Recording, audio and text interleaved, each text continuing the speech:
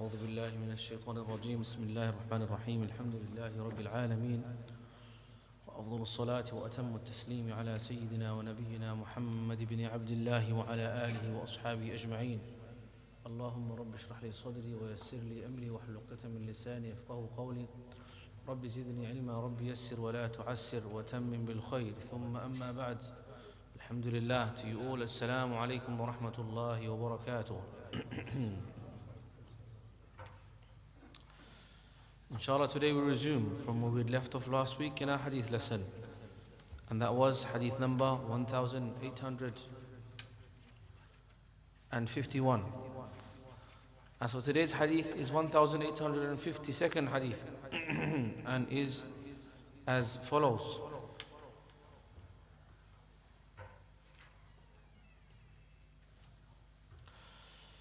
عن أبي هريرة رضي الله عنه قال قال رسول الله صلى الله عليه وسلم ثلاثة لا يكلمهم الله يوم القيامة ولا يزكيهم ولا ينظر إليهم ولهم عذاب أليم شيخ زان وملك كذاب وعائل مستكبر.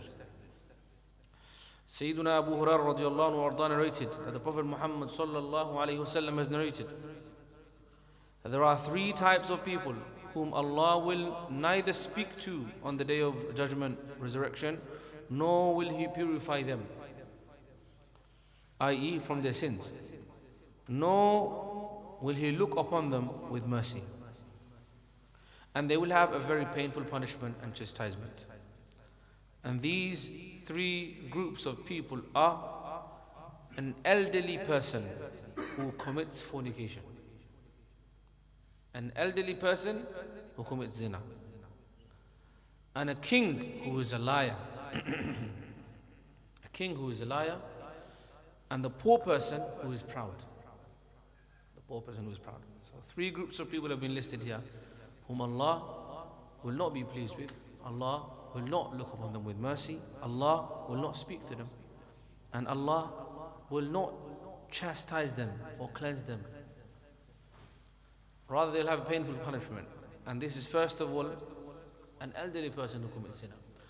And the thing that you have in common with these three groups is these are people doing things which they have no need for. They have no excessive push for or natural inclination towards. An elderly person is supposed to be a person whose khalas, his shahawat, his days of desire, not being able to control or discipline himself have gone, long gone. These issues should have been dealt with a long time ago. Now, an elderly person, after becoming an old man, after becoming a parent, becoming a grandparent maybe, for them to now commit fornication now is uglier and worse than who's a young man, has no knowledge. Both are haram, of course. Both are haram, and it's major sin. But for an elderly person, it's even worse because he should have known better, even more so, with the experience of life, with having fulfilled his desires as a father, as a grandfather, and so on.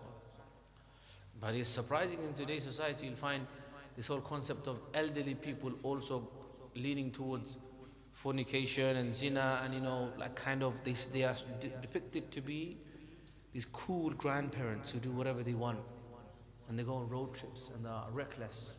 They seem to be like somewhat fancy and cool and relatable. Wal-iyadhu billah.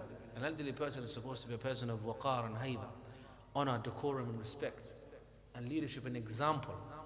A person who's remembering Allah even more and preparing for their afterlife, not to be indulged in these kind of lowly sins. And of course, a king has no need to lie. King is the king. He could have easily been honest.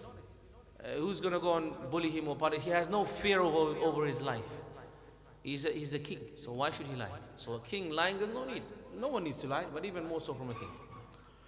And the poor person being proud. What grounds does he have proud? What grounds does he have to be proud? A person who's a lot of wealth, a lot of strength, maybe you can say for a moment he had a push, a waswas, a greater shahwa for pride. But a poor person being proud is just even more illogical, nonsensical, inconsistent. And yet we find many people that are poor and very, very proud. Most of us are poor and very, very proud. We think, I own the streets. And you don't even live on the streets properly for long enough. And a lot of these postcode wars and these area wars and all this stuff, people are feeling proud. And you're living in council estate, you don't even own the house. You don't even own the house. and you're fighting over these areas as if this is the property of your grandparents or something. But even if you did, still you're poor. And all of us are poor to Allah. So poor people having arrogance, even more so of a sin. And so therefore, these groups of people, because they are doing some of the vilest, most evil sins, which is fornication, which is lying, major sin, as well as pride. Takabbur is a form of riya, is a form of shirk, feeling proud, because the only one that has the right to pride is Allah Rabbul Izzati Jalla Jalal, because He is the one who to whom belongs kamal, completion and perfection, and He has the right to be proud. As for us, we're fuqara'u ila Allah. Next hadith, 1853. عن أبي هريرة رضي الله عنه قال قال رسول الله صلى الله عليه وسلم. This is mentioning Sayhan, Wajayhan, Wal-Furat, Wal-Nil, كل من أنهار الجنة. Abu Hurairah radiallahu anhu narrated, the Prophet Muhammad sallallahu alaihi wasallam said, Sayhan and Jayhan, these are two rivers, or it seems it could be one river in the Turkey, in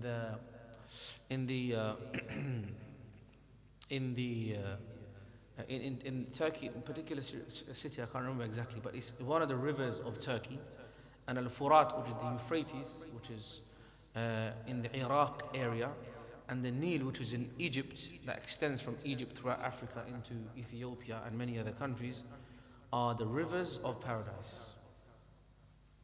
Are from the rivers of paradise. And when the Prophet ﷺ went to Isra and Mi'raj, he saw the origins of the Furat and Nil in the heavens.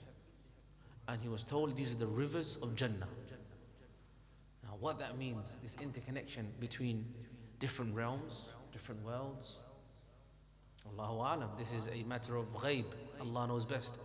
But the muhaddithin have done ta'wil, an explanation of this, to say a few different positions on this. Of them is that these rivers and their provision, their waters, are clean and pure and fresh and tasty and nourishing like the rivers of Jannah.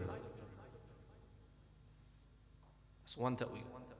Another ta'wil is that these rivers, their origin is in the unseen, is in Jannah, and they extend into the dunya. This crossing between realms of existence, these, like they say, multiverses, these are like some of the terms they use. These different realms of existence are a matter of fact for us, because we know that a person is questioned in their grave. If you open the grave, you're not going to see that, because he's being questioned in the afterlife, in barzakh. But this is a realm of existence which is parallel, parallel universes, they say, parallel worlds. Okay, but these theories out there, scientific discussions are out there. What happens when you go into a black hole? Do you end up behind in a loop of time? What happens if you go far in space? What's the difference in time and disparity, and what happens with this kind of these changes in time and space? Allahu Alam. But the matters of ghaib, the alam of the ghaib, the world of the unseen, is much more broad, much more vast than the alam of shahada, the seen world. So do these rivers originate in the alam of the ghaib, in Jannah, and they then extend into this dunya? Allahu Alam, but it is a possibility. The third position is that these rivers are around which most of the residents of Jannah will be residing, i.e. most of the Muslims. So we find that most Muslim nations are around these areas: Egypt, Africa, Asia, the Furat, the Iraq, the neighboring countries, Turkey, so on and so forth. That's another ta'wil. But I think the preferred position is that their taste and their nourishment and its blessing is like the blessings of Jannah. Wallahu a'lam. So this is one of those amazing hadiths. Next one, 1854. عن أبي هريرة رضي الله عنه قال أخذ رسول الله صلى الله عليه وسلم بيدي فقال. This hadith is very interesting. Sayyidina Abu Hurairah is saying, Prophet ﷺ has taken me by my hand and told me this. خلق الله التربة يوم السبت. He says, the Prophet ﷺ has taught me, Allah the Exalted, the Glorious, created earth on Saturday. He's talking about the creation of the world. Now, before I go into the hadith, I will give you an introduction that this hadith is heavily debated on its authenticity. Even though it's been narrated by Imam Muslim, its authenticity is questioned and challenged. Why? Mainly because it contradicts seemingly with the Quran. So when there's a hadith, even though it's in the Muslim, Sahih and Muslim, because it apparently contradicts the Quran, it's considered to be weak. How does it contradict the Quran?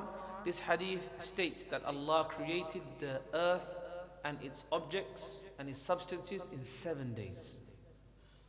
Whereas Allah says in the Quran, what does Allah say? Does anyone know? 6 days. Do you know the ayah? There are many ayat to this effect. Of them, Allah says, وَهُوَ الَّذِي خَلَقَ السَّمَاوَاتِ وَالْأَرْضَ فِي سِتَّةِ أَيَّامٍ. Allah has made the heavens and the earth in 6 days. But this one hadith is going to list 7 days. So that's why many scholars, including Al-Bukhari, Imam Bukhari himself, including Yahya ibn Ma'in, one of the great scholars of hadith, including Shaykh al-Islam ibn Taymiyyah, and other scholars, see this hadith to be weak because it contradicts seemingly what's in the Quran. There's also another reason why they say it's weak, because it's been narrated supposedly that it's not connected, it's not authentically connected in its chain and authenticity back to the Prophet ﷺ. Rather, it was from the statements and the learnings and the teachings of Ka'b al-Ahbar, one of the Sahaba who was a Jew before. And he had many Israeliyat, narrations from the Israeli, the Banu Israel revelations, or their records and their books and their scriptures, which were then transmitted and added into elements of the Sunnah. Especially, it is narrated that him and Sayyidina Abu Hurairah used to have a lot of discussion and debates about hadith. And so it was transmitted from him, but then the ruwat and those who have then transmitted afterwards suppose that it was from Abu Hurairah, whereas it was actually from the Israeliyat, the Israeli, or the pamphlets or the records or the discussions in the Banu Israel and their supposed revelation. So, but the main reason though is because it's supposedly and apparently on the Zahir opposes the Quran, because the Quran says 6 days and this is saying 7. But there is also a way around it. There are some scholars who try to make both authentic by saying these 6 days are not the same as these 7 days. That's 6 days for that, and there's a separate 7 days which talk about the details of the creation of the earth in this hadith. But then let's first go through the ayat which talk about 6 days, some of them. Allah also says, this is in Surah Hud, ayah number 7.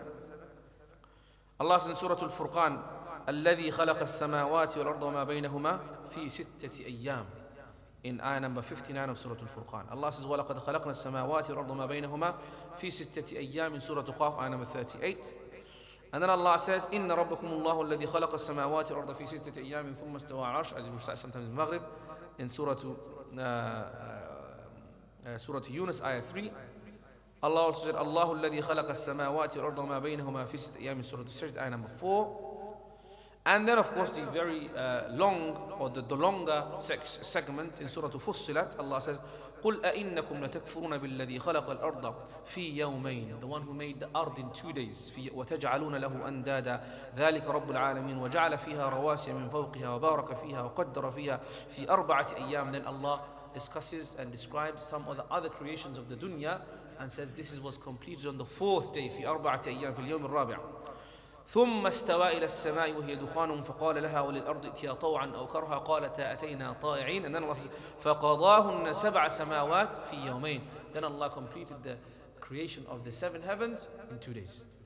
So he lists 2, 4, 6 days. Okay? So therefore, the scholars who've said that this hadith is apparently weak, unstable, not authentic, it's got a illah in it, it's got a defect in it, it's a defected hadith. That defect is that it's contradicting the Quran. That's the main defect. So let's now, with that information and background, let's read the hadith. This is also, however, like I said, other scholars have backed it, saying it's fine because these 7 days are not the same as those 6 days. Those 6 days in the Quran are the 6 days, and these are a separate set of 7 days. But it's quite clear, as you see in the hadith, that these are talking about the origin of creation. So you can't have 2 origins of the creation. So that's why the first position seems to be stronger, which is that it's weak in that it contradicts. So Allah the Exalted, Glorious, created the earth on Saturday, the mountains on Sunday, the trees on Monday, the things entailing labor on Tuesday, and He made the light on Wednesday. But light, as you know, is from the heavens. It's from the skies, where the stars are. Light on Wednesday. He spread out the animals of all kinds on Thursday, and created Adam in the afternoon of Friday, and it was in the last hour of Friday between the afternoon and the night. So this is the hadith, and it's been narrated by Imam Muslim, okay, in his Sahih. But what you notice now is, we know that the Bukhari and Muslim are known to be the Sahihain, two Sahihs, but it seems to be a debated hadith in them. Don't be surprised. There are some hadiths within them that are debated, and that has not changed from the authenticity and the correctness and the Sahihain and their strength in the position that they hold in our Ummah as sources of revelation. But there are some of them which are discussed, and there's no problem whatsoever. And as we've seen, that this has also been backed up by, I believe, this position of it being a separate set of days was the position of Shaykh al-Islam Ibn Taymiyyah when he commentated on the Mishkat al-Masabih, the Mishkat that we study in the Alimiyya in about the 5th year or so. But nonetheless, it's an interesting hadith. Okay? Khulasul Kalam, and the fa'idah that we take from this is that Allah created the heavens and the earth. And this is from the might and the power of Allah. And Allah Azza wa Jal created the heavens and the earth in amazing ways. And in the creation of the heavens and the earth are signs for those who have ulul albab. That's the fa'idah. Indeed, as the ayah of Surah Al Imran says, إِنَّ فِي خَلْقِ السَّمَاوَاتِ وَالْأَرْضِ وَاخْتِلَافِ اللَّيْلِ وَالنَّهَارِ لَآيَاتٍ لِأُولِي الْأَلْبَابِ. As for the details, it's not, Allah didn't expand on it extensively. And the qa'idah rule is, when Allah does not go into the minutiae, the details of a matter, it's not important. It's not important. What's important is that which Allah has made it clear. That which Allah has, and that's why our fara'id, the fard and the wajib in the religion, are from the things that Allah has made it very clear. The hadith and the Quran, the dilala of which is qat'i, very clear, very authentic, and that's why it became fard. So that which Allah wanted to make clear and make it most important, Allah made it clear. And that which Allah left obscure, unclear, is not of much importance. That's the general principle of it.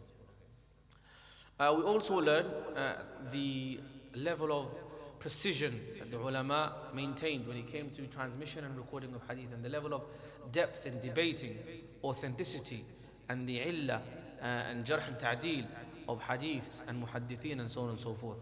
It's a very beautiful science, it's very broad. As I promised, by the end of this recital of Riyadh al-Salihin, we'll once again study mustalah. We've done it before, in which we will understand and go over once again these terminologies of what is sahih, what is da'if, what is hasan, what is munkar, what is this, what is that, and the level of authenticity and its standing as a proof and a source of evidence in our religion. We spoke about it briefly in our Usul al-Fiqh series that we've done in Islamic Studies in the last couple of months before the break. But inshallah we'll study once again as Mustalah Hadith inshallah when we finish these ahadith. عن أبي سليمان خالد بن الوليد رضي الله عنه وارضاه. As we said, this chapter is miscellany, different hadiths coming together. لقد انقطعت في يدي يوم مؤتة 9 أسياف فما بقي في يدي إلا صفيحة يمانية. Abu Sulaiman Khalid ibn Walid, Saifullah. He says that in the battle of Mu'tah, 7 swords were broken in my hand.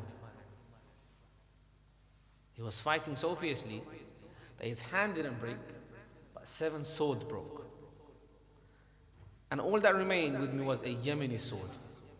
Now, brothers, try to deep the level of strength we're talking about here.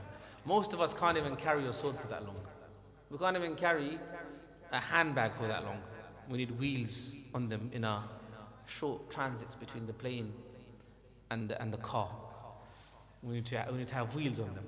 These men were carrying swords that were made of iron and steel, weighing immense amount of kgs for significant amounts of time, and he was striking with such force and such velocity, such power and might. The sword, after being heavily used, 7 of them in one battle broke. That was the power and the strength of Sayfullah, and that's why he was called Sayfullah. Okay? That Khalid ibn Walid was the sword of Allah. Some people used to think that he had a sword from Allah, because his name was Sayfullah. But then they found out afterwards that he was the Sayfullah. He is the sword of Allah. He didn't have a special sword from Allah. He was the sword of Allah. And the swords that he used were but tools.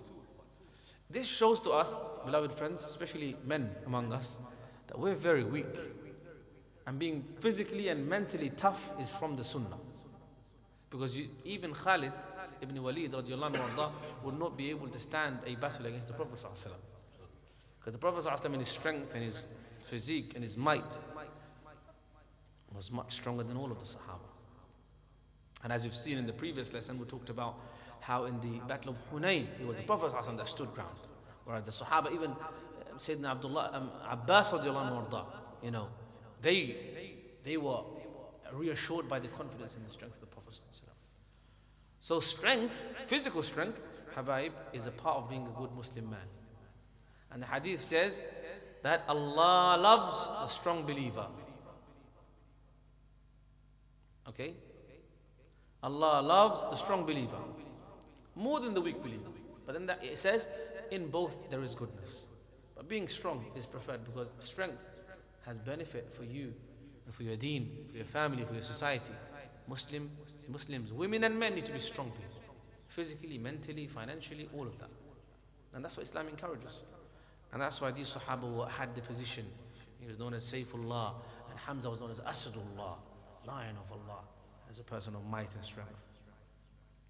1856 عن عمرو بن العاص رضي الله عنه وارضاه أنه سمع رسول الله صلى الله عليه وسلم يقول: إذا حكم الحاكم فاجتهد ثم أصاب فله أجران، وإذا حكم واجتهد فأخطأ فله أجر. Sayyidina Amr ibn al-As radiallahu anhu warḍah narrated the Prophet Muhammad sallallahu alaihi wasallam said, when a judge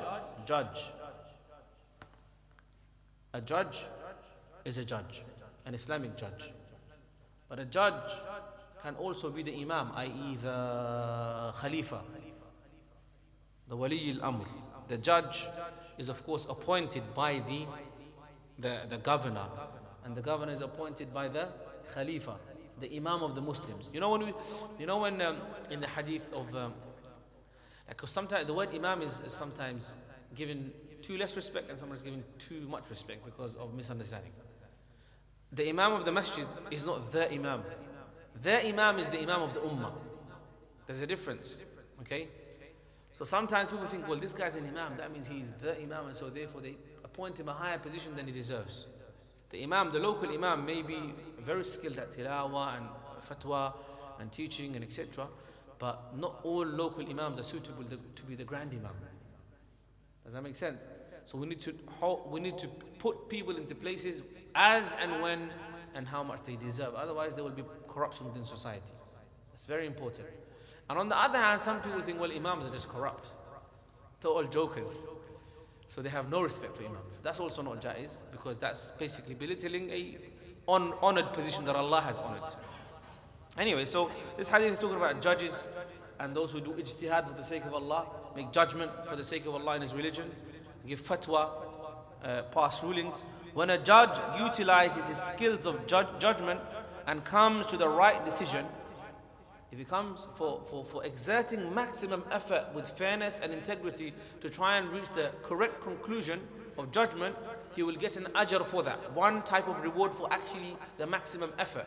Then if that judgment is correct according to the deen of Allah, then he will have 2 levels of ajr. However, if they exert maximum effort but still make an error in the judgment, then they will get the reward for the effort but not the reward for the correct judgment. This hadith is there to encourage judges and those who are suitable to judge. Why I say this is because many young people who don't know anything about religion say, "Hey, look, I'm going to make ijtihad, and if I make a mistake, then I will get no sin." These people need to get disciplined because they are taking a hadith, kalimatu haqq, true word, urida biha al-batil, wanted with it is falsehood, meaning you are not suitable for ijtihad, you are not suitable for judging. Who are you? For you to be an alim, you need to have X amount of knowledge, X amount of subject that you need to have studied and mastered. You can't say, "Hey, look, there's a hadith that says if I make it wrong, then I'm going to..." No, this is not you, it's not talking about you. Because it says, the wording of the hadith is, إِذَا حَكَمَ الْحَاكِمِ, if the hakim gives hukum. So are you hakim? Or are you the mujtahid? Are you a mujtahid? If you're not, then this doesn't apply to you. It applies to the mujtahid and the hakim. It's very important to understand and to contextualize. Then there is the next hadith 1858 عن عائشة رضي الله عنها أن النبي صلى الله عليه وسلم قال الحمى من فيح جهنم فأبردوها بالماء. Aisha radiallahu anha wa ardaha narrated that the Prophet Muhammad sallallahu alaihi wasallam said, fever comes from the vehement raging of the hellfire, so cool it with water. Fever is a very serious matter. You know, we take it lightly nowadays because you can have paracetamol or Calpol or ibuprofen and you can just cool it. But you know, people used to die from fevers and colds before because there wasn't a solution for it. There would be nothing to control it. So I can remember when I was small, me as like, I'm not that old, but when I was in the village in Bangladesh, when we used to get very serious, they used to do something called, are there any Bangladeshi villages with us? Fani dara dewa. Matat. When you get very hot in your head, they would get your head, get a bucket, get cold water and run cold water in your head. Or they would get a cold towel and put it on your head to cool your temperature down. Now, apply that to today's science. What do they say when you go and say, I have a fever? They say, what do you need to do? Hydrate yourself. Keep yourself cool. Vent it out. Don't they say that? They say, yeah, you can have paracetamol, but that will only suppress the temperature to hide it. It's not going to cure the disease. Because it's often a bacteria that is trying to fight off your body. Okay? And the temperature is just a byproduct. It's a symptom. Or it's a defense mechanism. But the actual methodology of cooling it, what it's actually trying to do is fight off the disease of the bacteria. The way to cool it is by water. And until today, when you go to the doctor and say, I've got a fever, they say, have a lot of water, keep yourself hydrated. Rest a lot. And what do they say? They give you paracetamol and all of that stuff, but they say, vent it out, let the heat come out. But we sometimes feel so, we shiver, so we try to keep ourselves hidden in blankets and etc. That's also, needed sometimes, so you do it. But it's very, very interesting. But this is just a basic comment. I'm sure there could be a lot more research on how it's from the fayh of Jahannam and to what effect, and it's from the punishments of Jahannam. Is this one of the punishments of Jahannam? Or is from the vehement raging of the hellfire? But to what effect, to what extent, etc. is very, because there are certain things, certain hadith which show the interconnection between the akhirah and the dunya. For example, the hadith that says that the extreme heat and the extreme cold of the summer and the winter are from the two breaths of Jahannam. And the hadith says that Jahannam sought permission from Allah to have two breaths because it was so hot and so cold in some parts that it was eating itself up. So Allah allowed for it to have one breath in the summer, and that's the extreme heat, and one breath in the winter, and that's the extreme winter. But then winter changes, seasonal, place to place. How does it work? A beautiful research. An idea of research. And I'm sure the ulama have spoken on it. And we can discuss another time perhaps. Then there is another hadith here, 1858, inshallah, we'll end with this. And it opens the door of a new topic, an abath, which is عن عائشة رضي الله عنها عن النبي صلى الله عليه وسلم قال من مات وعليه صوم صام عنه وليه. Aisha radiallahu anha wa ardaha narrated the Prophet Muhammad said, if a person dies without observing their fast, then their wali should make up this fast on their behalf. Their wali, their inheritance, whoever's in charge of that person, if someone died and they had Ramadan fasting to do, then someone else should make up that fast on their behalf. But then the reason why this opens up a chapter of discussion is because the commonly understood, the common principle of doing ibadah on behalf of somebody else is that you can do ibadah on behalf of somebody else as long as it's not just a bodily ibadah, it's to do with finances too. So meaning you can give sadaqah on behalf of someone else. Can you? You can't, right? You can, right? You can do umrah, you can do hajj on behalf of someone else. You can do umrah on behalf of someone, because it's all related to do with money as well. It's not just to do with bodily actions. But then this hadith is saying you can indeed do a ibadah which is a bodily ibadah solely, and also that can be on behalf of somebody else. So that means you can fast on behalf of somebody else. You can do tilawatul Quran on behalf of somebody else. And then you'll have someone say, no, you can't do tilawatul Quran on behalf of somebody else. But then that's the difference of opinion. That is the ijtihadi difference of opinion. Some ulama have said you can't do on behalf of the deceased actions which are bodily only. Like body actions with your own body, you have to do with your own body. Tilawah with your own tongue, siyam with your own body, salah with your own body. That's one opinion. You can only do ibadat which are connected with other things like finances. So you can give sadaqah on behalf of someone else. You can give hajj or umrah on behalf of someone else. That's the first, that is one opinion. The other opinion is no, you can actually expand that and do ibadat on behalf of somebody else. As nafil, as reward, as isal wa thawab, like they say. Or in normal Bangla, we say isal swab. Isal swab. This is a very famous qawla, isal swab. But the actual Arabic word is isal thawab. Awsala, yusilu, to convey, to send to someone else the rewards of an action that you do. Like tilawatul Quran. And so it's common practice that sometimes when someone passes away, they recite Quran and say, Ya Rabb, please convey this ajr from us to that person. Is that jaiz? Seemingly so. And that's the chapter, inshallah. That's the discussion. We'll talk a bit more on this, bi'idhnillah, in our next lesson based on this hadith. Because it says, this hadith is being narrated, recorded in the reported al-Bukhari. Reported by Al-Bukhari. Okay? And Muslim as well. And Ahmad ibn Hanbal as well. And Al-Bayhaqi as well in the Sunan. So it's not anything. It's a hadith, authentic. And so, what does it mean? To what level? Inshallah, that will be our next week's discussion. Are there any questions for today? Yes, sir. Sorry? Let's just say someone did a good deed, so the intention is not correct. What should they carry on or should they stop? What do you mean by the good intention is not correct? Let's just say you pray and someone walks in and you prolong your sajda. You must quickly adjust your intention. So quickly change it. And change it back to purity, change it back to Allah. For those moments that you are not focused on Allah, there will be no reward for that. But your fard will be completed. Your obligation will be uplifted from your shoulders, but there will be no ajr for that. In fact, that could turn into punishment for doing it for other than Allah and for riyah. So we have to always, like we spoke about yesterday in quite a long time, that we have to always watch our intentions and keep them adjusted, keep them monitored, keep them monitored at all times. You know, there should be, if only there was like a meter to check where our intentions are. You know, in cars they have to check your heat meter and your petrol meter, a speedometer. If only there was a niyyah meter. Like how it'd be amazing to actually physically watch how focused is my intention. And one of our teachers a long time ago, in order to sort of encourage us to try and be more focused in salah, he said, today you have an exercise. He was like sort of teaching us about spirituality and, you know, and adhkar and stuff like that. And he said, today your task is, I want all of you to pray 2 rak'at of nafal and tell me at the end of it up to which point you are focused. Some of us said up to Fatiha, others said up to ruku', others said up to sujood, others said the whole salah.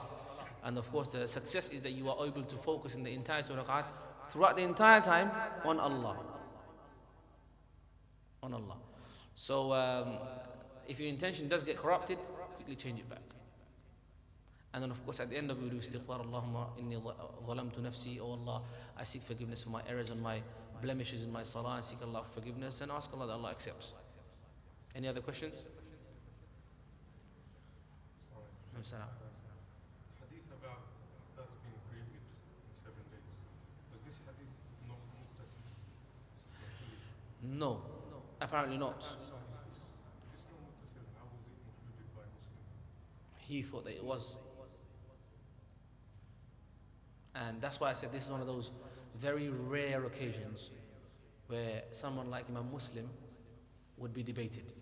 Because general known principle is that what's in Bukhari and Muslim is Sahih, taken sort of eyes closed. But there are some rare occasions when that's not the case. Okay? Yes. Can we do kafara for deceased? Yes, you can. You can. In fact, that is definitely allowed because kafara is to do with money. What if you choose to do the second option? Fast for 60 consecutive days. If some, That person that would be a kafara. no. What you do, the fasting you do on behalf of somebody else would not be the kafara. It would only be the actual fasting itself. As for the kafara, it will be done financially. So if someone missed the fast, you do the fast on their behalf. As for the kafara, that has to be done financially. And you can do it from your own money. That's what I meant. Yes? What's the evidence that just financial is allowed and not the body stuff? Because the Prophet ﷺ allowed for that woman to go to Hajj and to give sadaqah. And that's taken as authentic hadith and that's What you mentioned. in that particular instance. But there are other hadith that say that you can do bodily actions too. So that's where the two opinions are like sort of debating. But inshallah we'll talk about that more next week bi'idhnillah. Unpack it a bit more, take a bit of time with that inshallah. Any questions? Hadith Sabji? I've not question now. Okay. You have a question? No problem inshallah. In that case we'll carry on tomorrow with that Tafsir class. Jazakumullah khairan. Subhanakallahumma ashhadu an la ilaha illa anta astaghfiruka wa atubu ilaik. Wassalamu alaikum wa rahmatullahi wa barakatuh.